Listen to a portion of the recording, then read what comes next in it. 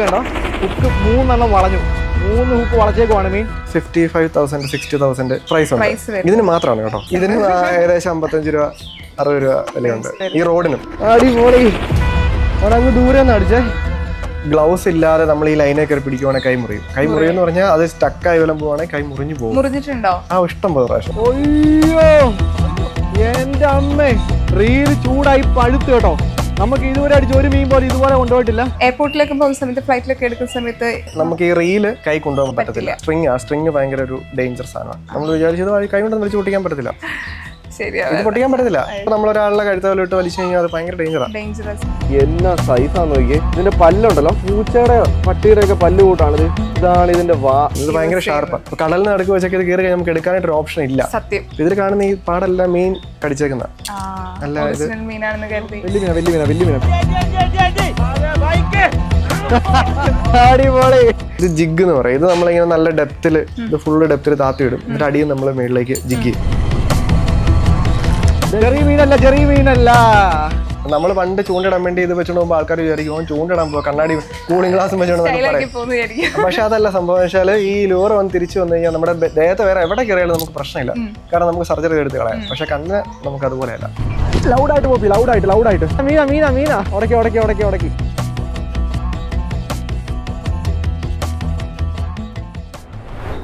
ഞാൻ ഒരിക്കൽ പോലും നേരിട്ട് കാണാത്ത എനിക്ക് ഒരു ഐഡിയ ഇല്ലാത്ത ഒരു പ്രോപ്പർട്ടിയും പിടിച്ചാണ് ഞാൻ നിൽക്കുന്നത് പക്ഷെ സെബിൻ ചേട്ടന് നല്ല പരിചയമുള്ള ഒരു കാര്യമാണ് ഇത് സെബിൻ ചേട്ടന് വേണം എനിക്കിതൊന്ന് പറഞ്ഞുതരാൻ വേണ്ടി പറഞ്ഞുതരാൻ എന്തൊക്കെയാണ് ചോദിച്ചോ സെബിൻ ചേട്ടാ എത്ര വെറൈറ്റി ഓഫ് ചൂണ്ടകളുണ്ട് കയ്യിൽ ഇപ്പൊ 5-6 ടൈപ്പ് വെറൈറ്റി ചൂണ്ടകളുണ്ട് നമ്മളൊരു 3 എണ്ണം എടുത്തിട്ടുണ്ട് ബാക്കിയൊക്കെ നമ്മുടെ ഒന്ന് ബോട്ടയിലും പിന്നെ ചൂണ്ടയിടുന്ന വേറെ സ്പേസ് ഉണ്ട് അവിടേക്ക് ഇരിക്കുക 3 എണ്ണം മെയിൻ ആയിട്ട് ഞാൻ ഉപയോഗിക്കുന്ന 3 എണ്ണം എന്റെ കയ്യിലുണ്ട് ഈ 3 ആണ് നമ്മൾ എപ്പോഴും വീഡിയോയില് ചൂണ്ടക്കായിട്ട് ഉപയോഗിക്കുന്ന വേറെ ഒരു സെറ്റ് കൂടെ ഉണ്ട് അത് പക്ഷേ ബോട്ടയിൽ ഇരിക്കുക ഈ പൊതുവെ നമ്മൾ തോക്കൊക്കെ പിടിക്കാൻ ഒരു പ്രത്യേക ഒരു സ്റ്റൈൽ ഉണ്ടല്ലോ അതേപോലെ ചൂണ്ടക്കും അങ്ങനെ ഉണ്ടോ ചൂണ്ടൊക്കെ സ്റ്റൈൽ ഉണ്ട് എങ്ങനെയൊന്ന് കാണിച്ചു തരാമോ ഒരു കാര്യം ഇതൊന്ന് പിടിച്ചു നോക്കിയേ ഞാൻ പറഞ്ഞു തരുന്നില്ല ഒന്ന് ജസ്റ്റ് ഒന്ന് എങ്ങനെയായിരിക്കും ഇപ്പം കയ്യിലൊരു ചൂണ്ട എന്നാ പിടിക്കുക കണ്ട കറക്റ്റ് ചെയ്യാം ഓക്കെ തോക്ക് ഉപയോഗിക്കുന്ന ഇങ്ങനെയാന്ന് ഞാൻ കേട്ടിട്ടുണ്ട് ചെറുതായിട്ട് ഫോൺ നമുക്ക് ഇവിടെ വെക്കാം ഇങ്ങനെ തിരിച്ചു പിടിക്കണായിരിക്കും എന്നിട്ട് ഇങ്ങനെ കറക്കണായിരിക്കും അല്ലല്ല സോറി ഇങ്ങനെയാ ഇതിലെ കൂടെ നമ്മള് നൂലിടുമായിരിക്കും എന്നിട്ട് ഇതിങ്ങനെ കറക്കും നമ്മള് ഇങ്ങനെ കറക്കാവോ ഇങ്ങനെ കറക്കും കറക്റ്റ് ആണ് ഏകദേശം പിടിച്ചേക്കുന്നത് കറക്റ്റ് ആണ് ഇപ്പം ആളുകൾ ഒത്തിരി പേര് ഞാൻ കണ്ടിട്ടുണ്ട് വീഡിയോക്ക് അത് ഇങ്ങനെ പിടിക്കുന്നത് അത് എന്നാന്ന് വെച്ച് കഴിഞ്ഞാല് കാര്യം എന്ന് വെച്ചാൽ നമ്മുടെ റൈറ്റ് ഹാൻഡ് ആണല്ലോ അപ്പൊ ഇങ്ങനെ ചെയ്യുന്നവരുണ്ട് മീൻസ് അറിയാൻ പറ്റാത്തവര് ഇത് ശരിക്കും പിടിക്കേണ്ട ഇങ്ങനെയാണ് പിടിക്കേണ്ടത് ഇതിനൊരു സെന്റർ ഓഫ് മാസ് ഉണ്ട് നമ്മൾ വേറെ എവിടെയും പിടിച്ചു കഴിഞ്ഞാൽ ഇത് ഇതാകത്തില്ല അപ്പൊ ഇതിന്റെ സെന്റർ ഓഫ് മാസ് വരുന്നത് ഇവിടെയാണ് വരുന്നത് നമ്മൾ ശരിക്കും ഇങ്ങനെയാണ് ഇതിനെ പിടിക്കുന്നത് അതായത് നമ്മളിങ്ങനെ കൈ ഇങ്ങനെ ലോക്ക് ചെയ്തിട്ട് ഇങ്ങനെ പിടിക്കും ഇതിന് 2-3 അഡ്വാൻറ്റേജസ് ഉണ്ട് നമ്മൾ നൂലിടുവാണെങ്കിൽ ഇത് ബെയിൽ എന്ന് പറയും ഇതിനുമ്പഴേ ഇങ്ങനെയാണ് ലൈൻ വരുന്നത് ഞാൻ ജസ്റ്റ് ഒന്ന് എടുത്ത് കാണിച്ചു തരാം ലൈൻ ഇതിനകത്തോടെ വന്നിട്ട് ഇങ്ങനെ ഗൈഡിനകത്തോടെ കയറി പോകും ഈ പൊസിഷൻ വരുമ്പോഴാണ് നമുക്ക് കറക്റ്റായിട്ട് ലൈൻ ആക്സസ് ചെയ്യാൻ പറ്റുന്നത് അതിനുശേഷം നമ്മൾ ഇത് ഓപ്പൺ ചെയ്യും പിന്നെ കാസ്റ്റ് ചെയ്യും ഇതാണ് അതിനകത്ത് ഏറ്റവും ഐഡിയൽ പൊസിഷൻ അങ്ങനെ പിടിച്ചു നോക്കി ഇപ്പൊ ഇങ്ങനെ പിടിച്ചേ ആദ്യം പിടിച്ചോലെ ഒന്ന് പിടിച്ചു നോക്കി ഇനി മറ്റേ പോലെ പിടിച്ചു നോക്കി അപ്പൊ അതിന്റെ വ്യത്യാസം മനസ്സിലാവും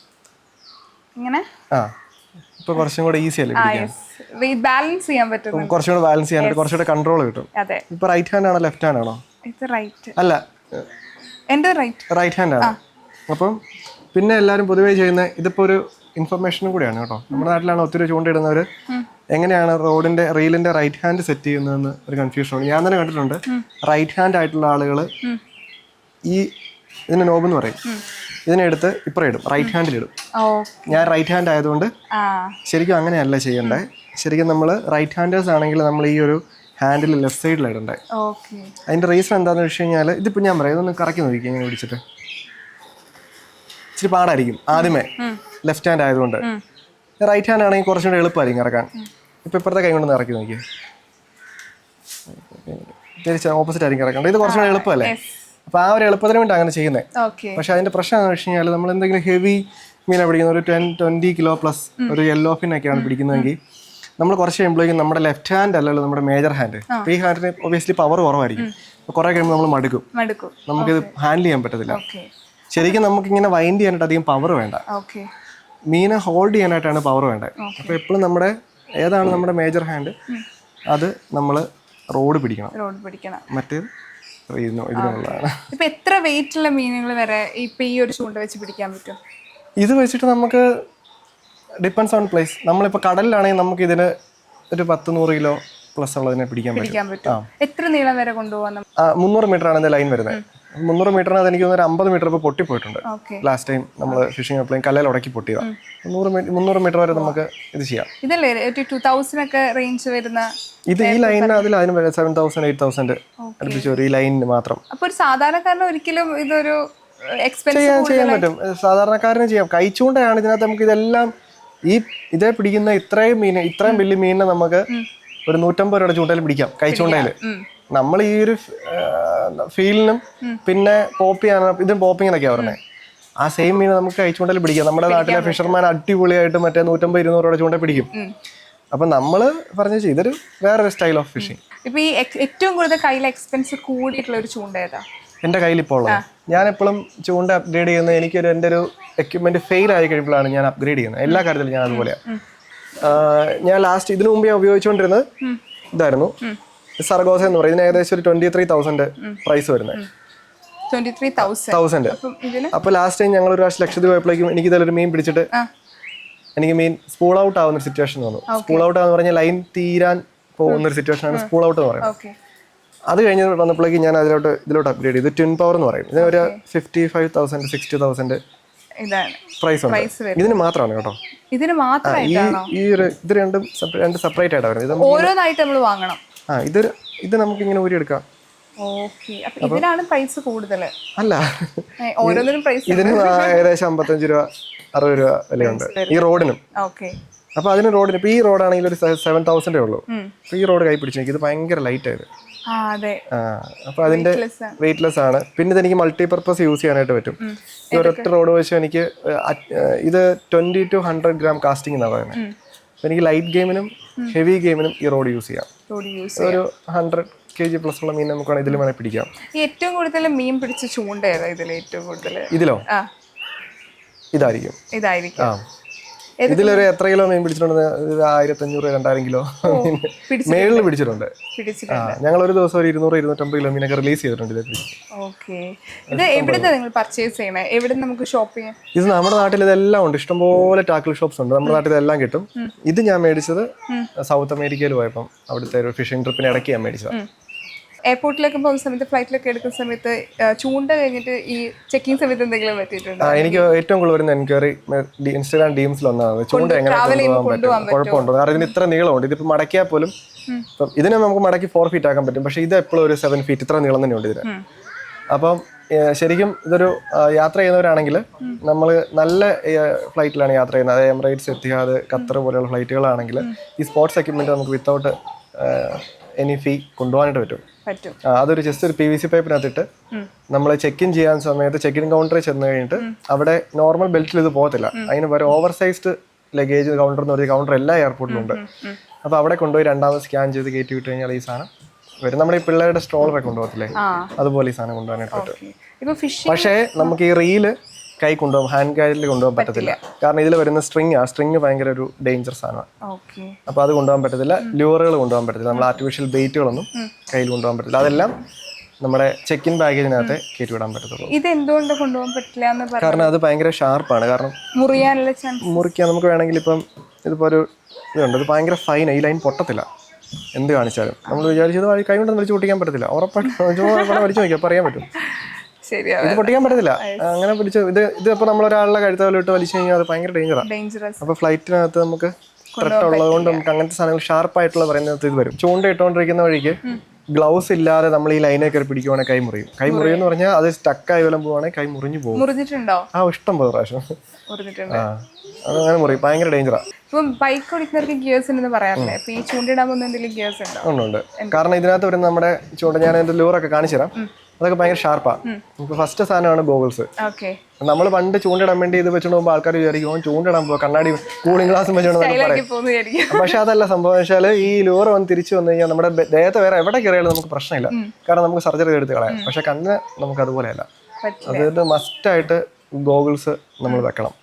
പിന്നെ രണ്ടാമത്തെ കാര്യം, അത് തന്നെ പോളറൈസ്ഡ് ആണെങ്കിൽ നമുക്ക് മീനിനെ സ്പോട്ട് ചെയ്യാനായിട്ട് എളുപ്പമുണ്ട്. ഇപ്പം എൻ്റെ ഒരു കണ്ണാടി ഈ ഏകദേശം ഈ ചൂണ്ടയുടെ പകുതി പ്രൈസുള്ള കണ്ണാടിയാണ് നമ്മൾ ഈ ഫിഷിങ്ങിന് ഉപയോഗിക്കുന്നത്. അപ്പോൾ അതിന്റെ പ്രത്യേകത എന്താ വെച്ച് കഴിഞ്ഞാൽ പോളറൈസ്ഡ് ആണ്. അപ്പോൾ നമുക്ക് മീനിനെ പെട്ടെന്ന് സ്പോട്ട് ചെയ്യാനൊക്കെ പറ്റും ഡീപ് സീ ഫിഷിങ്ങിനകത്ത്. അപ്പോൾ കണ്ണാടി മസ്റ്റാണ്. പിന്നെ ഗ്ലൗസ്, അതും ഈ സെയിം പർപ്പസ് ഇത് തന്നെ, നൂല് കയറി കൈ മുറിയാതിരിക്കാനായിട്ട്. നമ്മൾ ലൂറ് കയ്യെ കൊണ്ടാലും ആദ്യമേ ഗ്ലൗസിലേ കയറത്തുള്ളൂ, എന്നിട്ടേ ഉള്ളൂ കയ്യിലോട്ട് കയറത്തുള്ളൂ. പിന്നെ നെക്ക് വാമർ, അധികം വെയിൽ, കാരണം നമ്മൾ ഫിഷിംഗ് ആയതുകൊണ്ട് ഒത്തിരി വെയിലത്തായിരിക്കും. അപ്പം സൺബേൺ ഒരു ഭയങ്കര പ്രശ്നമാണ്, നമ്മൾ അറിയത്തില്ല. അപ്പം നെക്ക് വാമേഴ്സ് യൂസ് ചെയ്യുക, അത്രേ സാധനം. ഫിഷിംഗ് ഫോക്കസ് ചെയ്തുകൊണ്ട് തന്നെ നമ്മൾ പുതിയ പുതിയ കാര്യങ്ങൾ അപ്ഡേറ്റ് ചെയ്തുകൊണ്ട് വരണല്ലേ? അത് ഭയങ്കര ഒരു നമ്മളൊരു ട്രെൻഡ്, നമ്മളൊരു എല്ലാത്തിനും ചെയ്യാത്ത ഒരു രസം വേണമല്ലോ. പ്രോപ്പർ ഇപ്പൊ വണ്ടി ഓടിക്കുമ്പോൾ ഹെൽമെറ്റ് വെച്ച് പോവുക എന്ന് പറയുന്ന കൂട്ട് തന്നെ ഫിഷിങ്ങിന് പോകുമ്പോൾ അതിന്റെ സാധനം എല്ലാം. പിന്നെ ഇതിന് ലിപ് ഗ്രിപ്പേഴ്സ് എന്ന് വെച്ചാൽ വലിയ മീനൊക്കെ പിടിച്ചു കഴിഞ്ഞാൽ അതിന്റെ വായിലിട്ട് കൈ കൊണ്ട് പിടിച്ചു കഴിഞ്ഞാൽ ചിലപ്പോൾ കൈ മുറിയും. ലിപ് ഗ്രിപ്പർ എന്ന് പറയും, അതിനെ അങ്ങനെ പിടിച്ച് പൊക്കാനുള്ള ഒരു സാധനം. പിന്നെ ഫൈറ്റിംഗ് ബെൽറ്റ് ഉണ്ട്. നമ്മളൊരു 20 കിലോ ഉള്ള മീനെ പിടിച്ചു കഴിഞ്ഞാൽ കുറച്ച് കഴിയുമ്പോഴേക്കും നമ്മുടെ കയ്യിൽ ഹോൾഡ് ചെയ്യാൻ പറ്റത്തില്ല, നമ്മൾ അരയിൽ ഹോൾഡ് ചെയ്യാനായിട്ട് ഒരു ഫൈറ്റിംഗ് ബെൽറ്റ് ഉണ്ട്. അപ്പൊ അവിടെ നമുക്ക് ഈ റോഡ് ഇങ്ങനെ ഇറക്കി വെക്കാം. അങ്ങനെ കുറെ സാധനങ്ങളുണ്ട്. ഇനിയിപ്പോ എന്തെങ്കിലും അങ്ങനെ ആക്സസറീസ്? ആക്സസറി എല്ലാം നമ്മുടെ അപ്ഡേറ്റഡ് ആണ്, നമ്മളെല്ലാം അപ്ഡേറ്റഡ് ആണ്. ഈ റീലുകൾ തമ്മിലുള്ള ഒരു വ്യത്യാസം എന്താ? കാണുമ്പോൾ തന്നെ നമുക്ക് വ്യത്യാസം ഫീൽ ചെയ്യുന്നുണ്ട്. ഷേപ്പിൽ വ്യത്യാസം. റീലുകൾ ആക്ച്വലി ഒരു 3 ടൈപ്പാണ് മെയിൻ ആയിട്ട് വരുന്നത്. ഇത് സ്പിന്നിങ് എന്ന് പറയും, സ്പിന്നിങ് റീലാണ് പറയുന്നത്. പിന്നെ വെയിറ്റ് കാസ്റ്റിംഗ് എന്ന് പറഞ്ഞിട്ടൊരു റീലുണ്ട്. അതിന്റെ തന്നെ വേറൊരു മോഡലാണ്. ഇത് ശരിക്കും നമ്മൾ ട്രോളിങ്ങിന് യൂസ് ചെയ്യുന്നത്. അതായത് വലിയ ഹെവി, നമ്മൾ ഭയങ്കര ഓവർ സൈസ്ഡ് ആയിട്ടുള്ള വലിയ ഷാർക്കുകൾ, അങ്ങനത്തെ മീനുകളൊക്കെ ടാർഗറ്റ് ചെയ്യാനായിട്ട് ശരിക്കും നമ്മൾ ഈ ട്രോളിംഗ് റീലാണ് യൂസ് ചെയ്യുന്നത്. ബോട്ട് റോഡ് റീൽ എന്നൊക്കെയാണ് ഇതിന് അറിയപ്പെടുന്നത്. അപ്പോൾ ഇതിന്റെ അഡ്വാൻറ്റേജ് എന്ന് വെച്ച് കഴിഞ്ഞാൽ ഇതിൽ നൂല് ഭയങ്കര, ഇപ്പൊ ഇതിനകത്ത് 300 മീറ്റർ ആണ്, ഇതിനകത്ത് ഒരു 500-600 മീറ്റർ ലൈൻ കപ്പാസിറ്റി ഉണ്ട്. അപ്പം ലൈനിന്റെ തിക്നെസ്സും ഭയങ്കര കൂടുതലാണ്. ഇത് ഭയങ്കര സൈസ്, ഇത് നമുക്കൊരു 200 LB വരുന്ന ലൈനാണ്. അപ്പോൾ അങ്ങനത്തെ ഒരു 200-500 മീറ്റർ ലൈൻ ഇതിൽ ഹോൾഡ് ചെയ്യാൻ പറ്റും. അപ്പോൾ വലിയ മീനുകളെ ടാർഗറ്റ് ചെയ്യുമ്പോഴേക്കും നമ്മൾ ഇങ്ങനത്തെ റീലുകളാണ് യൂസ് ചെയ്യുന്നത്. ഈ റീല് ഫെയിൽ ആകത്തില്ല. സൗണ്ട് തന്നെയൊക്കെ നല്ല രസമല്ലേ? ശബ്ദമുണ്ട്. പിന്നെ ഡ്രാഗ് എന്ന് പറഞ്ഞു കഴിഞ്ഞാൽ നമുക്ക് പിടിക്കാൻ കപ്പാസിറ്റി, ഒരു ഡ്രാഗ് വെയിറ്റ് എന്ന് മനസ്സിലായില്ലേ? ഇപ്പൊ ഡ്രാഗ് ഇതിന് കൂടുതലാണ്. ഇനി ലൂറ് ഞാൻ പറഞ്ഞില്ല, കുറച്ച് നമ്മൾ ഗ്ലൗസ് ഇടുന്നതിന്റെ പർപ്പസ് അതെന്താണെന്ന് കാണിച്ചു തരാം. ഇതാണ് നമ്മുടെ ആക്ച്വലി ടാക്കിൾ ബോക്സ് എന്ന് പറഞ്ഞിട്ട്, ഇതിൽ മേളിൽ കാണുന്ന ഉപ്പാണ് കേട്ടോ. ലാസ്റ്റ് ടൈം കഴിഞ്ഞ ദിവസം കടലിൽ പോയതിന്റെ. അതെ. അപ്പം ഇത് ടാക്കിൾ ബോക്സ് നമ്മുടെ എപ്പോഴും കാണും ഈ ഒരു സാധനം. ഇതുപോലത്തെ കുറെ എണ്ണം ഉണ്ട്. ഇതാണ് നമ്മൾ ഡീപ് സീ പോകുമ്പോഴേക്കും മെയിൻ ആയിട്ട് യൂസ് ചെയ്യുന്നത്. അപ്പൊ ഇതിനകത്ത് ഇപ്പൊ ശരിക്കും പറയാം ലൂറ് ഞാൻ ബാക്കിയെല്ലാം വാഷ് ചെയ്ത് വെച്ചിരിക്കുക. കുറച്ച് മെയിൻ ആയിട്ടുള്ള നമ്മുടെ ലൂറുകളുണ്ട്. ഇതൊക്കെ ഇട്ടിട്ടാണ് നമ്മൾ മീനിനെ പറ്റിച്ച് പിടിക്കുന്നത്. ഇതിന് പോപ്പേഴ്സ് എന്ന് പറയും. അപ്പം ഇതിങ്ങനെ നമ്മൾ വെള്ളത്തിന്റെ മേളിലിട്ടിട്ട് പോപ്പ് ചെയ്തോണ്ടിരിക്കും. അപ്പൊ ഈ മൗത്ത് അത് പറ്റാതിരിക്കാൻ വേണ്ടിയിട്ടാണ് നമ്മൾ ഗ്ലൗസ് യൂസ് ചെയ്യുന്നത്. ഇത് ഭയങ്കര ഷാർപ്പാണ്. അപ്പൊ കടലിന് നടുക്ക് വെച്ചൊക്കെ ഇത് കയറി കഴിഞ്ഞാൽ നമുക്ക് എടുക്കാനായിട്ട് ഒരു ഓപ്ഷൻ ഇല്ല. അപ്പൊ നമുക്ക് ആ ഒരു റിസ്ക് ഒഴിവാക്കാൻ ഗ്ലൗസ് നമ്മൾ അത് മസ്റ്റ് ആയിട്ട് ഇടണം. അപ്പൊ പോപ്പേഴ്സ് എന്ന് പറയും. പിന്നെ ഇതാണെങ്കിൽ ട്രോളിങ്ങിന്റെ, അതായത് നമ്മൾ ബോട്ട് ഓടിക്കൊണ്ടിരിക്കുന്ന സമയത്ത് ഇത് യൂസ് ചെയ്യാൻ പറ്റത്തില്ല. ബോട്ട് ഓടിക്കൊണ്ടിരിക്കുന്ന സമയത്ത് നമ്മൾ ഈ ഒരു സാധനം ഇട്ടിട്ട് ഇങ്ങനെ വെള്ളത്തിൽ ചുമ്മാ ചൂണ്ടയും പിടിച്ചിരുന്നാൽ മതി, മീൻ വന്ന് അറ്റാക്ക് ചെയ്യും. ഇത് തമ്മിൽ എങ്ങനെയാ നമുക്ക് ബോട്ട് സ്റ്റോപ്പ് ചെയ്യുമ്പോഴേ ഉള്ളൂ നമുക്ക് പ്രോപ്പർ യൂസ് ചെയ്യാൻ പറ്റത്തുള്ളൂ. ഓടിക്കൊണ്ടിരിക്കുമ്പോൾ നിർത്തിയിട്ട് മാത്രമേ നമുക്ക്, കാരണം ഇത് കണ്ടോ ഇതിന്റെ മൗത്ത് ഇങ്ങനെ ഓപ്പണാ. നമ്മൾ നിർത്തിയിട്ട് ഇങ്ങനെ പോപ്പ് ചെയ്ത് കൊണ്ടുവരണം.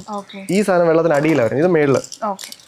അപ്പൊ വെള്ളത്തിന് അടിയിലാകുമ്പോഴേക്കും നമുക്ക് ജസ്റ്റ് ബോട്ട് ഓടുന്ന സമയത്ത് ഇത് കുറച്ച് ഒരു 50 മീറ്റർ ഡിസ്റ്റൻസിൽ ഈ സാധനം ഇട്ടിട്ട് നമ്മൾ ചുമ്മാ വെയിറ്റ് ചെയ്താൽ മതി. അപ്പൊ ഇതിനൊരു ആക്ഷൻ ഉണ്ട്, ഇങ്ങനെ മീൻ വരുന്ന പോലെ വരുന്നത്, ഒരു സൗണ്ടും ഉണ്ട്. ഇതിൽ കാണുന്ന ഈ പാടെല്ലാം മീൻ കടിച്ചേക്കുന്ന അല്ല, ഇത് ഇതെല്ലാം മീൻ അറ്റാക്ക് ചെയ്ത പാടുകളായി കാണുന്നത്. പിന്നെ അതിന്റെ തന്നെ ഒത്തിരി ഉണ്ട്. ഇത് സ്റ്റിക്ക് ബൈറ്റ് എന്ന് പറയും. ഇത് ജിഗ് എന്ന് പറയും. ഇത് നമ്മളിങ്ങനെ നല്ല ഡെപ്തിൽ താത്തി കടലിലേക്ക് ഒരു 100 മീറ്റർ ഒക്കെ ഉള്ളിടത്ത് ഇത് ഫുള്ള് ഡെപ്തിൽ താത്തി ഇടും. എന്നിട്ട് അടിയും നമ്മൾ മേളിലേക്ക് ജിഗ് ചെയ്യും. വേറെ മീനുണ്ടെങ്കിൽ അറ്റാക്ക് ചെയ്യും. ഇതിലിപ്പോ ഏറ്റവും വലിയ മീനുകളെ പിടിക്കാൻ വേണ്ടിട്ട് ഏതാ യൂസ് ചെയ്യാ? ഇതിൽ ജിഗാണ് ശരിക്കും നമുക്ക് ഏറ്റവും വലിയ മീൻ കിട്ടാൻ ചാൻസ് ഉള്ള സാധനം. ഞാൻ ഏറ്റവും കൂടുതൽ പിടിച്ചേക്കുന്നത് ഈ ജിഗിൽ അത്രയും വലിയ മീൻ കിട്ടിയിട്ടില്ല. ഇല്ല, എനിക്ക് കിട്ടിയേക്കുന്നതിന് എനിക്ക് കയറ്റാൻ പറ്റിയിട്ടില്ല, അത് പോയി. ഏറ്റവും വെയിറ്റ് ഉള്ള മീൻ ഞാൻ പിടിച്ചേക്കുന്നത് ഇതിലാണ്. പോപ്പറിൽ നമ്മളൊരു 35 കിലോ ഒക്കെ ഉള്ള പിടിച്ചിട്ടുണ്ട്. വെയിറ്റ് ഒക്കെ കാരണം നിങ്ങൾ ഒഴിവാക്കിയിട്ട് അതേപോലെ തിരിച്ചു വിടുമായിരിക്കും. മീനിന് ഡിപ്പെൻസ്. നമ്മൾ ലക്ഷദ്വീപിലൊക്കെ ആണെങ്കിൽ അവരെടുക്കും ചില മീനിനെ. അപ്പൊ ഐസ് ഒക്കെ ഉണ്ടെങ്കിൽ നമ്മൾ അവർക്ക് കൊടുക്കും, ബോട്ടുകാർക്ക് കൊടുക്കും. അല്ലാതെ ബാക്കി കൂടുതൽ വരുന്ന ഞങ്ങൾ റിലീസ് ചെയ്യും. ഓക്കെ. ഇപ്പൊ മീൻ പിടിക്കുന്ന സ്ഥലത്ത് ചൂണ്ട ഒടിഞ്ഞു പോയ സിറ്റുവേഷൻസ് ഉണ്ടായിട്ടുണ്ട്, ഒത്തിരി ഉണ്ടായിട്ടുണ്ട്. മീൻ പിടിക്കുന്നതിനേക്കാളും കൂടുതൽ മീൻ പിടിച്ച് ചൂണ്ട ഒടിഞ്ഞിട്ടുണ്ട്. കാരണം ഇതേപോലത്തെ റോഡ് നമുക്ക് ലാസ്റ്റ് ടൈം ഒരു ബറ്റ GT എന്ന് പറയും, ജയന്റ് ട്രവേലി, അത് പിടിച്ചിട്ട് ലാൻഡ് ചെയ്യുന്ന സമയത്ത് ഒടിഞ്ഞിട്ടുണ്ട്. നമ്മുടെ എപ്പോഴും ഒരു 2 റോഡ് ബാക്കപ്പ് ആണ്. പിന്നെ ഇത് ഒടിയുന്നത് എങ്ങനെയാണെന്ന് വെച്ച് കഴിഞ്ഞാൽ നമ്മൾ എവിടെയെങ്കിലും പോകുമ്പോഴേക്കും കാറിന്റെ ഡോറിന് ഇടയ്ക്കോട്ട് വെക്കും, എന്നിട്ട് അറിയാതെ ഡോർ അടയ്ക്കും. അത് ഫിഷ് ചെയ്യുന്ന ആൾക്കാർക്ക് എല്ലാവർക്കും റിലേറ്റ് ചെയ്യാൻ പറ്റും. അത് സ്വാഭാവികമായിട്ട് ഒടിഞ്ഞു പോകുന്നത്.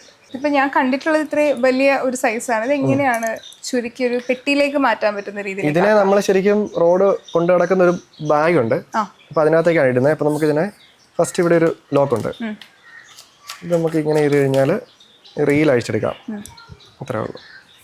ഇത് ബഡ് ജോയിന്റ് എന്ന് പറയും ഈ റോഡ്. ബഡ് ജോയിന്റ് എന്ന് പറഞ്ഞാൽ ഇതിന്റെ ജോയിന്റ് ഇവിടെ വരുന്നത്, 2 ജോയിന്റേ ഉള്ളൂ ഇതിന്. ഇതിന് നമുക്ക് ഇത്രേ ചെറുതാക്കാൻ പറ്റത്തുള്ളൂ, ഇത്രയും സൈസ്. അപ്പൊ ഞാൻ കൊണ്ടുപോകുന്ന നമുക്കൊരു PVC പൈപ്പിനൊക്കെ കിട്ടുകൊണ്ട് പോകാം. നമുക്കത് കൊണ്ടുപോകാനുള്ള സെപ്പറേറ്റ് സാധനം ഉണ്ട്. ഇത് മാക്സിമം ചെറുതാക്കിയിട്ട് ഇത് വരുമ്പോഴേക്കും നമുക്ക് ഇത് ബഡ് ജോയിന്റ് അല്ല, ഇത് നമുക്ക് സെന്ററിൽ നിന്ന് ഫോൾഡ് ചെയ്യാം. ഇത് നേരെ പകുതിയാവും, ഇത്രേ ഉള്ളൂ നീളം, അത്ര വ്യത്യാസമുണ്ട്.